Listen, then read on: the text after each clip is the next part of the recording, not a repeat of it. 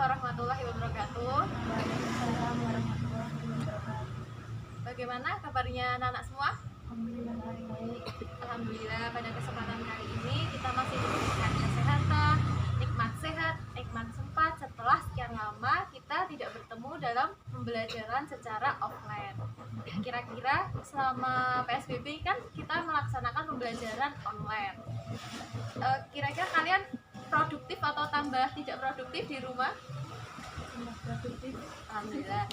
Sebelum memulai pembelajaran pada sore hari ini, marilah kita mengucapkan syukur alhamdulillah atas segala kenikmatan yang telah Allah berikan kepada kita semua, kepada baginda Nabi besar Nabi Muhammad SAW yang telah memberikan cahaya penerangan dari zaman kegelapan hingga sampai sekarang kita masih diberikan kesempatan, kesehatan untuk bisa menuntut ilmu pada jam pembelajaran di siang hari ini. Nah, kira-kira tahu nggak kita pada sore hari ini mau membahas materi tentang apa? Weekend. Udah pada tahu kan, kita pada siang hari ini akan membahas materi terkait liken atau nama Indonesianya yakni lumut kera. Kira-kira nih, kalian sudah pada baca belum dari modul yang sudah kalian miliki? Sudah. Ada yang sudah, yang satunya sudah. Oh, berarti sudah semua. Berarti nanti ketika saya menerangkan kalian sudah paham semua ya. Baiklah, pada materi pertama saya akan menjelaskan mengenai liken, yaitu lumut kera. Agar kalian lebih mengetahui cakupan apa saja yang akan kita pelajari pada siang hari ini, saya akan memaparkan. Pertama, kita akan berbahas mengenai pendahuluan, meliputi liken itu apa, terus habitatnya di mana, manfaatnya seperti apa, reproduksinya bagaimana, dan sebagainya. Untuk yang kedua, nanti Ibu akan mengajak kalian untuk menelisik lebih jauh contoh liken yang sebenarnya itu seperti apa sih kalau di alam, biar nanti kalian itu tidak bingung pas udah terjun langsung ke lapangan. Karena nantinya kalian harus terjun langsung ke lapangan untuk praktikum langsung atau PKL. Baiklah, untuk mempersingkat waktu, berhubung sekarang kan masih masa-masa new normal, kampus juga dibatasi dalam hal pembelajaran. Untuk kali ini Ibu juga akan membatasi jam perkuliahannya, yang semula 1 jam akan terpotong menjadi 15 menit saja, sehingga kalian masih bisa mengulang mereview materinya nanti di kos masing-masing. Baiklah, yang pertama itu liken. Pengertian dari liken, apa itu liken? Ada yang bisa? Oh, sepertinya perlu Ibu kasih tahu nih, apa itu liken. Liken, oh iya, sebelum Ibu kasih tahu, waktu kalian SMA dulu kan sudah mempelajari materi terkait alga dan juga fungi. Masih ingat kan? Jamur dan juga alga atau cyanobacteria. Nah, itu ada kaitannya pada materi kita hari ini, yaitu liken. Liken itu merupakan simbiosis antara jamur dan juga alga. Jamur nama ilmiahnya fungi dan juga alga nama ilmiahnya cyanobacteria. Jadi liken itu sendiri merupakan simbiosis antara jamur dan juga alga. Kita udah tahu kan apa itu liken yang pertama. Terus yang kedua, secara reproduksi, liken itu kira-kira bereproduksi dengan apa? Ada berapa tipe reproduksinya? Ada yang menjawab 3, terus ada yang menjawab berapa lagi? 3. Kalau 3 ini macam atau bentuk morfologinya itu ada 3. Kalau untuk reproduksinya ada 2, yakni secara seksual dan aseksual, dengan generatif dan juga vegetatif. Dengan fragmentasi, yang mana liken itu sendiri memisahkan bagian-bagian tubuhnya menjadi fragmen-fragmen. Fragmen itu artinya bagian-bagian kecil. Kenapa loh? Kok si liken bisa memisahkan bagian tubuhnya? Bisa, karena dia nanti ketika memisahkan bagian-bagian tubuhnya akan membentuk liken jenis baru lagi, yang mana ketika liken itu sudah berubah menjadi fragmen-fragmen, dia akan terbawa oleh angin, yang mana dia akan mengalami penyerbukan sehingga menghasilkan liken jenis baru itu dengan fragmen. Sedangkan dengan soredium itu dia dengan menggunakan talusnya. yang melekat pada substrat itu nanti seperti kulit pohon, bebatuan, dan juga tanah. Kita sudah memahami kan dua tipe reproduksi. Pengertian juga sudah, reproduksi sudah. Dan sekarang kita masuk pada bentuk morfologinya. Dibagi menjadi berapa? Tadi disebutkan ada berapa? 3. Betul sekali, ada 3. Yakni yang pertama tipe krustos, terus yang kedua tipe folios, dan yang ketiga tipe fructicos. Ada yang tahu tipe krustos itu sendiri seperti apa? Nah, namanya saja sudah krustos. Berarti apa? Dia melekat. Tipenya itu melekat pada substratnya. Bentuknya itu seperti payung. Dan dia itu tipenya melekat pada substratnya yang sangat erat. Substratnya itu tadi seperti yang Ibu bilang, kulit pohon, bebatuan, tanah, dan sebagainya. Jadi pada tidak semua pohon itu ada tipe lichen jenis krustos karena dia tipenya itu melekat. Sedangkan untuk tipe folios itu ada yang tahu tipe yang seperti apa? Belum tahu ya? Ibu kasih tahu nggak gitu. Tipe folios itu yakni tipe berbentuk lembaran. Jadi bentuknya itu seperti lembaran daun. Nih, ini kan sudah terlihat bentuknya seperti lembaran-lembaran daun. Dan dia melekat pada substratnya itu secara longgar, tidak erat seperti krustos tapi longgar. Jadi mudah terkelupas. Nah, nanti Ibu akan ngasih tahu nih tipe yang folios itu seperti apa dan tipe krustos itu sendiri seperti apa.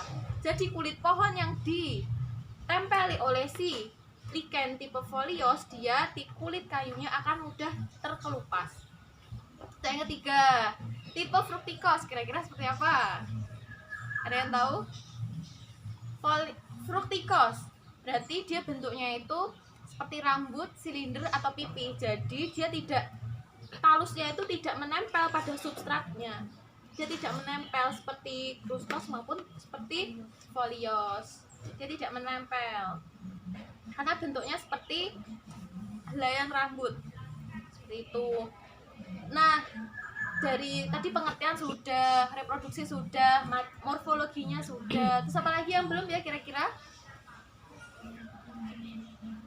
Nah, untuk semua jenis lichen ini dia dipengaruhi oleh hidupnya, kelembapan, suhu, dan lain-lain. Oh iya, tadi Ibu kelupaan nih. Lichen itu sendiri berperan untuk apa kira-kira? Peran dari adanya lichen. Oke, baiklah. Saya kasih tahu aja ya, biar kalian bisa memahami nanti sebelum kalian praktikum langsung. Jadi nanti sebelum kalian praktikum langsung, Ibu harapkan kalian itu sudah paham, kalian sudah mengisi kelas kalian secara penuh. Jadi nanti ketika mau ujian akhir maupun mau PKL, kalian sudah tidak bingung lagi. Dan nanti yang akan mendampingi kalian bukan dosen lagi, tapi dari kakak-kakak aslab kalian. Jadi keberadaan lichen ini sangat berperan penting sekali untuk ekosistem maupun untuk manusia pada umumnya, karena lichen sendiri merupakan bioindikator kualitas udara dan kelembapan serta biodiversitas. Maksudnya seperti apa? Jadi apabila pada suatu daerah itu, pada suatu pohon itu lichennya itu sedikit, menandakan bahwa di suatu daerah itu terjadi polusi yang sangat tinggi, polusi udaranya sangat tinggi. Namun apabila lichennya itu masih banyak yang menempel pada suatu pohon, berarti polusi pada suatu daerah tersebut masih rendah. Jadi sebagai bioindikator pencemaran udara dan biodiversitas atau keanekaragaman hayati. Baiklah, semua materi dan cakupan materinya sudah disebutkan.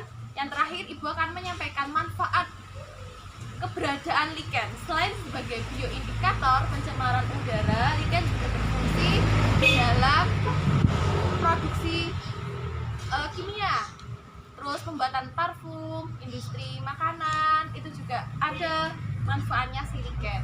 Untuk lebih jauh terkait manfaat lichen nanti bisa kalian baca sendiri. Namun yang Ibu tekankan pada pembelajaran kali ini itu lebih ke kalian dapat mengidentifikasi bentuk-bentuk lichen dan juga tipe reproduksinya. Baiklah, sebelum kalian nanti terjun langsung ke PKL, Ibu akan melihatkan kalian secara sekilas lichen yang ada di lingkungan ini. Oke, kalian harus lihat ya. Nah, di sini kan ada pohon. Ini namanya pohon jambu. Nama ilmiahnya apa? Jambu apa? Iya, nanti dicari sendiri ya nama ilmiah dari jambu biji. Nah, ini di sini kan kalian bisa melihat ini adalah kumpulan lichen, yaitu lumut kerak pada suatu batang pohon jambu. Apakah di sini kalian mengetahui di sini ada tipe lichen apa saja kira-kira? Ada ketiga-tiganya apa cuma ada salah satu saja? Betul sekali. Cuma ada salah satu tipe lichen pada suatu jenis pohon. Tadi kan juga sudah Ibu katakan, tidak semua lichen itu ada pada satu jenis pohon. Banyak, misalkan pada dataran tinggi ini itu hanya pada tipe-tipe tertentu saja lichennya. Tergantung tingkat kelembapan, suhu dan sebagainya yang mempengaruhi hidup si lichen. Kalau pada pohon ini bisa kita lihat lichen yang ada yakni tipe apa kira-kira?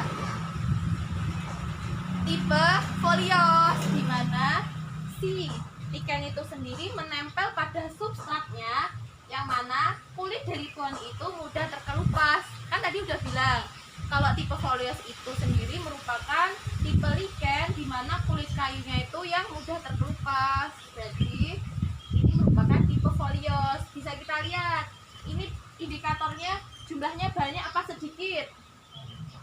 Banyak.